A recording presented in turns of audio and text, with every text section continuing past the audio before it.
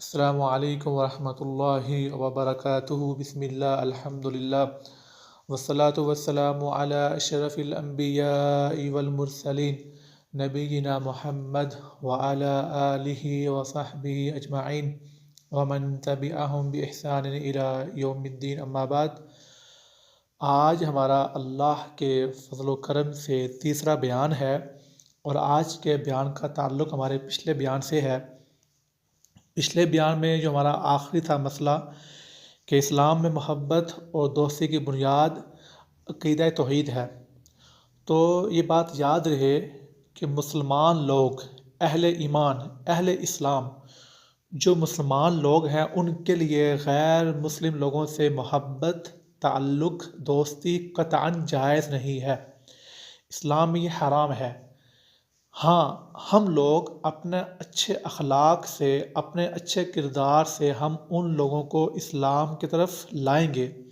ہمیں چاہیے کہ ہم جو ہے، اگر ہمارے ارد گرد، ہمارے معاشرے میں، ہمارے ساتھ، ہمارے محلے میں اگر غیر مسلم ہیں تو ہم ان سے اچھے اخلاق اور اچھے کردار سے پیش آئیں تاکہ وہ لوگ اسلام کے قریب آئیں، لیکن ان سے محبت اور دوستی جائز نہیں ہے۔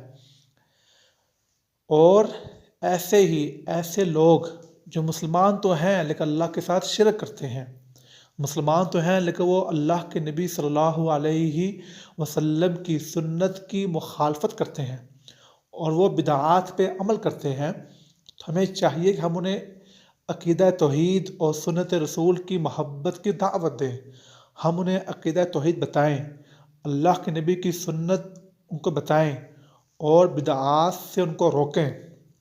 اگر وہ باز آ جائے تو ٹھیک ہے، وگرنہ مشرک لوگ جو خود کو مسلمان تو کہتے ہیں لیکن ساتھ میں وہ شرک کرتے ہیں اور اللہ کے نبی صلی اللہ علیہ وسلم کی سنت کی وہ جو ہے مخالفت کرتے ہیں اور بدعات پہ عمل کرتے ہیں، تو ایسے بھی لوگوں سے محبت اور تعلق جائز نہیں ہے، چاہے وہ ہمارے والدین کیوں نہ ہوں، ہمارے بہن بھائی کیوں نہ ہوں، ہمارا کوئی بھی خونی و عزیز ہی کیوں نہ ہو، اسلام میں جائز نہیں ہے۔ وآخر دعوانا الحمد للہ رب العالمین۔